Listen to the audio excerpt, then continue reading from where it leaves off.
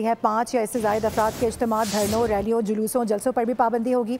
इसके साथ साथ पुलिस, लेवीज़, FC को हुक्मनामे पर सख्ती से अमल दरामद की हिदायत भी जारी कर दी गई हैं। नोटिफिकेशन इस वक्त देखा जा सकता है। पाबंदियाँ 30 नवंबर 2025 तक नाफिजुल अमल रहेंगी। इसी हवाले से मजीद बात होगी। रशीद बलोच हमें ज्वाइन कर रहे हैं। रशीद, पहले यहाँ पर इंटरनेट का मसला था, वो बंद किया गया था। अब यहाँ पर बताया जा रहा है कि दफ़ा 144 नाफिज कर दी गई है। क्या इतलात है इससे मुताल्लिक?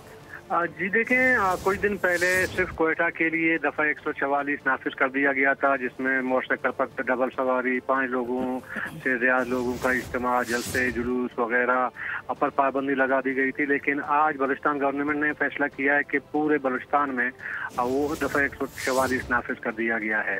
इसमें मुख्तलिफ वजूहात बताई जा रहे हैं। जो सरकारी ज़राए हैं वो बताते हैं कि सिक्योरिटी रीज़न की वजह से, और दूसरी तरफ ये जो जलसे, जुलूस वगैरह इस तरह के भी शायद रोकने के लिए बलूचिस्तान गवर्नमेंट ने ये फैसला कर लिया है।